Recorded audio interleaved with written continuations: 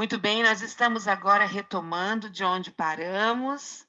Nós hoje vamos começar a leitura da palavra de Deus, e é um prazer nós estarmos aqui, muito gostoso nós estarmos meditando na palavra do Senhor, né? E desta feita, nós estamos retomando o Êxodo 10, né? De 28 e 29, quando Faraó disse a Moisés assim: vai-te de mim, guarda-te, que não mais vejas o meu rosto, porque no dia em que vires o meu rosto morrerás. E Moisés falou para Faraó: bem disseste, eu nunca mais verei o teu rosto, né? E agora eu pergunto: cadê aquele Moisés medroso, cheio de desculpas? Com certeza ele é um outro homem. Agora, ele é um homem ousado, porque a experiência com o sobrenatural nos dá ousadia. E nós estamos vendo aqui bem assim resumidos, né? Bem explicadinhos o que cada praga significa ali no Egito. Então, quando a gente vê que os deuses egípcios são denunciados e são envergonhados através das pragas, né? A gente pode ver que a água transformada em sangue, a divindade egípcia antiga, está aqui. Quinum, guardião do Nilo, Aspi, espírito do Nilo, Osíris, o Nilo era seu sangue. Então, tem várias referências aqui. As rãs, né? As, as rãs é um deus chamado Ect, com aspecto de rã, é um deus da ressurreição. O piolho está lá em Êxodo 8, de 1 a 19. As moscas em Êxodo 9, de 20 a 32. Se quiserem até, pode tirar um print dessa tela. A peste nos animais era um deus chamado Ator. É uma deusa, deusa mãe com forma de vaca. A Apis era o touro do deus Pitá, símbolo da fertilidade. Mineves, touro sagrado de Heliópolis, né? As úlceras, a divindade era um deus chamado Imhotep, que é o deus da medicina. Ele não existia nesse período, mas bem mais tarde, noutra geração. Chuva de pedras, é um deus chamado Nut, deusa do céu. Acho que precisa de uma extensão. Nut, deusa do céu. A Ísis, deusa da vida. Sete, protetor das colheitas. Estou aqui falando com Moisés que eu preciso de uma extensão para ligar o meu foninho aqui. Depois vem a praga dos gafanhotos, né? De novo, deusa Ísis, deusa da vida. Sete, protetor das colheitas. As trevas, né? Foi em combate ao deus Ra, Atem, Atum, Horus, todos deuses do sol, né? Se os egípcios acreditavam nesses deuses, Deus veio, Deus disse que faria e fez, né? Denunciando esses deuses e envergonhando esses deuses. E na morte dos primogênitos, que é onde nós vamos entrar hoje, Osíris, que é a divindade de Faraó, o doador da vida. Então, todos esses deuses, né? Essas tabelas, essa tabela foi feita com base em informações tiradas da internet. Então, todas essas divindades egípcias foram combatidas pelo Senhor. Então, imagina o quanto os egípcios estavam temerosos, né? Com aquele povo tão pequeno em relação ao Egito e com tanto poder assim, né? Para denunciar aqueles deuses e envergonhá-los também. Então, depois de todas essas explicações, nós entramos no Êxodo 11, quando, na verdade, Moisés anuncia a Faraó a morte dos primogênitos, né? Ele vai até Faraó e avisa, né? Porque em todas as pragas, Faraó não pode dizer que não foi avisado. Ele foi avisado.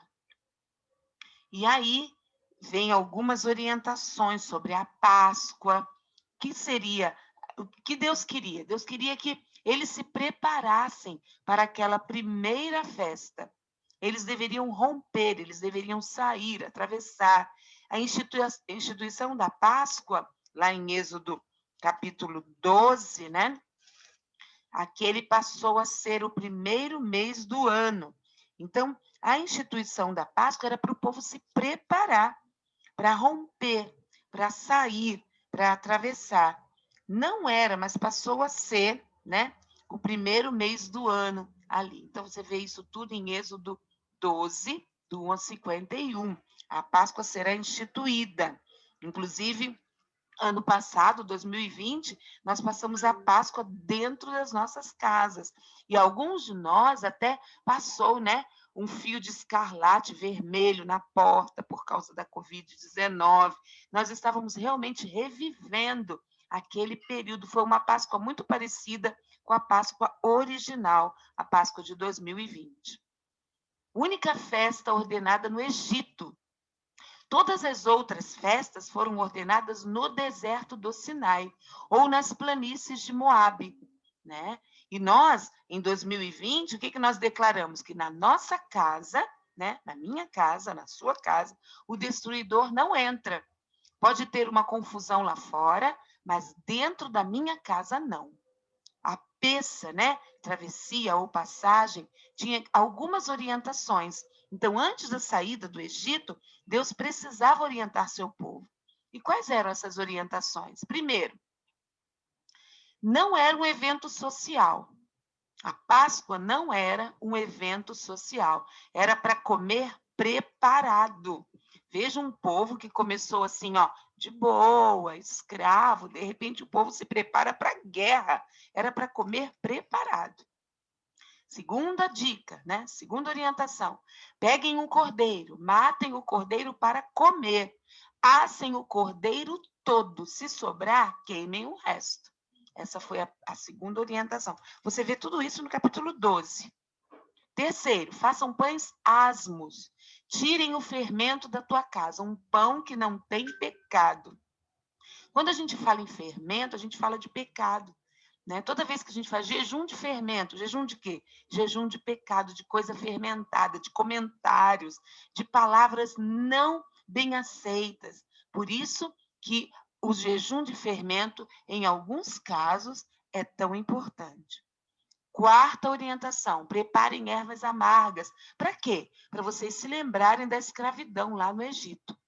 Quinta orientação, passem o sangue do cordeiro nos umbrais das portas. Isso quer dizer alguma coisa para nós. O sangue de Jesus passado nos umbrais da nossa porta, né? O anjo da morte passaria por cima da casa que estivesse com aquele sangue na porta. Não mataria ninguém que estivesse com esse sinal na porta. E sexta orientação, nenhum de vós saia de casa. Lá em Êxodo 12, versos 22 e 23, diz assim: molhem um feixe de isopo no sangue que estiver na bacia e passem o sangue na viga superior e nas laterais das portas. Nenhum de vocês poderá sair de casa até o amanhecer. Quando o Senhor passar pela terra para matar os egípcios, verá o sangue na viga superior e nas laterais da porta, e passará sobre aquela porta, e não permitirá que o destruidor entre na casa de vocês para matá-los. Então, é aquilo lá que eu falei. Na minha casa, o destruidor não entra. E aí, o que vem? Vem a morte dos primogênitos, né? Faraó passou por essa tristeza que foi a morte dos primogênitos, a partir do versículo 21, né? Não aperta não. Só fecha o foninho aí para nós, para não sair na gravação Ai, nossa. desculpa. Tá joia, beleza, senão sai na gravação a fala de vocês. Estejam preparados para sair, né? Com a morte dos primogênitos, quando os primogênitos egípcios morreram, o faraó agora é que pede, é que manda que eles saiam, né? Mas Deus ainda tinha um último presente para aquele povo. Vocês repararam no presente que Deus tinha? Abram aí em Êxodo 12, do 33 ao 40. Diz assim, ó: os egípcios pressionavam o povo para que se apressassem em sair do país deles, dizendo: todos nós morreremos. Então o povo tomou a massa de pão ainda sem fermento e a carregou nos ombros nas amassadeiras embrulhadas em suas roupas. Os israelitas obedeceram à ordem de Moisés e pediram aos egípcios objetos de prata e de ouro, bem como roupas. O Senhor concedeu ao povo uma disposição favorável da parte dos egípcios, de modo que lhes davam o que pediam. Assim, eles despojaram os egípcios. Gente, eles levaram presentes. Os israelitas foram de Ramessés até Sucote, quer dizer, levaram presentes, levaram roupas, levaram os despojos do Egito. Vejam bem que tudo o que eles pediram, os egípcios davam por medo, para poder se verem livres do povo de Israel. Saíram ainda com despojos, 600.000 homens. Vocês lembram quem foi para lá? Foi apenas a família de Jacó, de Israel. E agora eles saem com mais ou menos 2 milhões de pessoas saem do Egito. Deus tinha um propósito para aquela saída. Só homens, 600.000. E aí, antes eles eram escravos, não tinham direitos. Pediram aos egípcios objetos de prata, ouro e roupas, e eles exigiram ainda. E os egípcios deram tudo para eles. Vejam se não é Deus fazendo tudo isso na vida deles. O mesmo Deus que faz na tua vida. O mesmo Deus que tira os despojos do mundo para dar na tua mão. É esse Deus que zela pela tua vida e pela tua casa. E agora, no capítulo 13, Deus faz uma ordem, né? Deus dá a Moisés uma ordem de consagrar a ele todos os primogênitos. Eles deveriam ser santificados, consagrados, separados para o Senhor. Nossos primogênitos são do Senhor. São do Senhor. Como ele pegou os primogênitos do Egito, né? Matou todos os primogênitos do Egito, todos os primogênitos de Israel eram do Senhor. E o que isso quer dizer para nós hoje? Que a conversa familiar deve ser constante. Você, na sua casa, você deve lembrar que o teu primogênito, a tua primogênita, precisa conhecer o que Deus faz na tua vida. Uma geração deve contar a outra geração. Então, desde o teu primogênito, desde o teu filho mais velho, todos os teus filhos devem conhecer aquilo que Deus faz. Nós não podemos deixar de contar para a nossa geração aquilo que Deus faz em nós, por nós, né? Todos os anos da nossa vida. E aí os israelitas saem do Egito, preparados para lutar. Olha, era uma turma boa, né? Gênesis 13, 18 diz assim: Assim, Deus fez o povo dar volta pelo deserto, seguindo o caminho que leva ao Mar Vermelho. Os israelitas saíram do Egito preparados para lutar. Era um povo agora que saía, mas saía ousadamente, não saía de qualquer jeito. Saía ousadamente para guerrear. E vocês sabem da coluna de nuvem, né? Durante o dia, para amenizar o calor.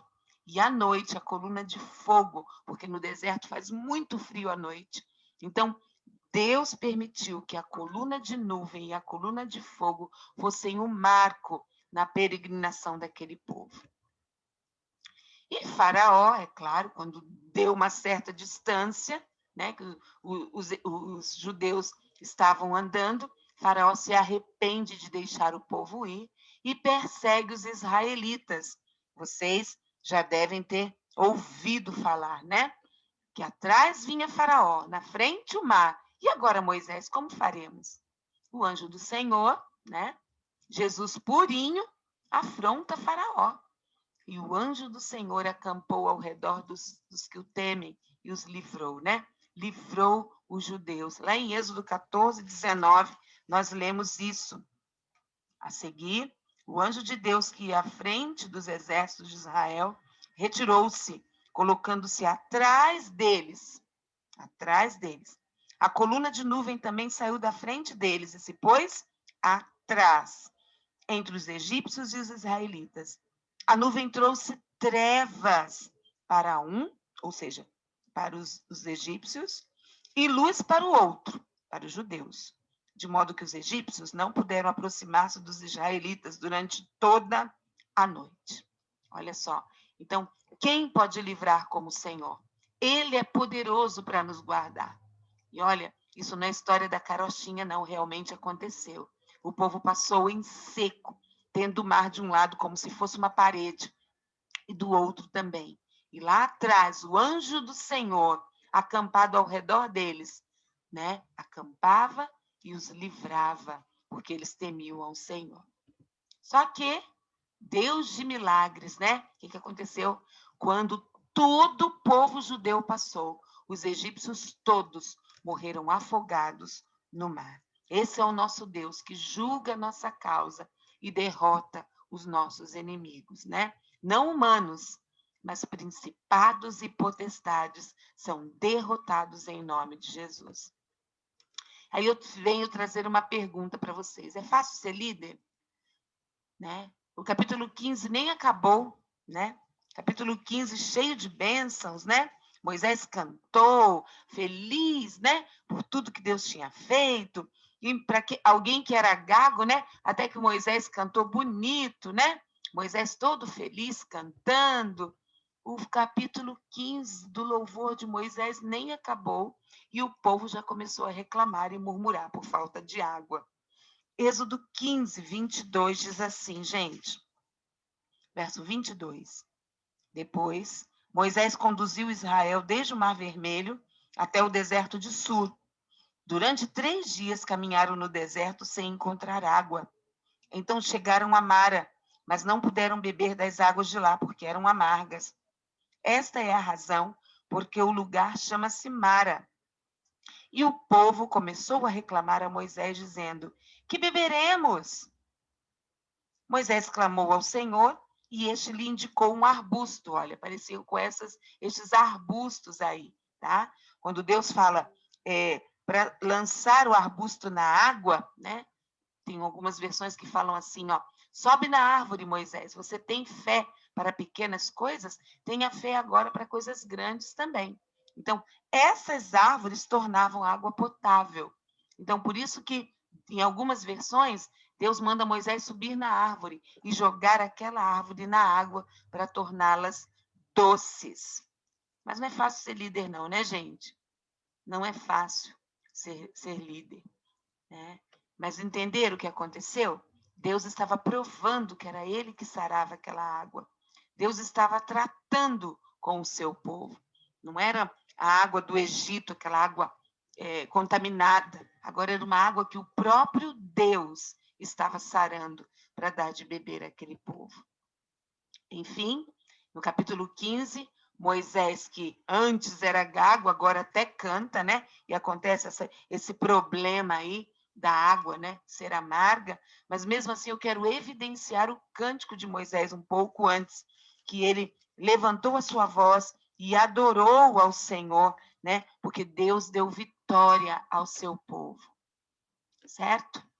E assim nós terminamos a nossa leitura de hoje. Eu queria terminar evidenciando o cântico de Moisés, apesar de todas as lutas, apesar de toda a perseguição do inimigo, o Senhor deu vitória ao seu povo, né?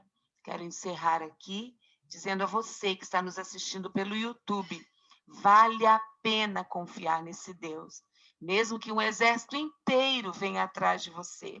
Levante-se em ousadia e louve ao Senhor, adore ao Senhor, como Moisés fez, né? Que Deus dá cabo de todos os nossos inimigos. Que Deus te abençoe e que o Senhor possa fazer resplandecer o seu rosto sobre a tua vida, em nome de Jesus.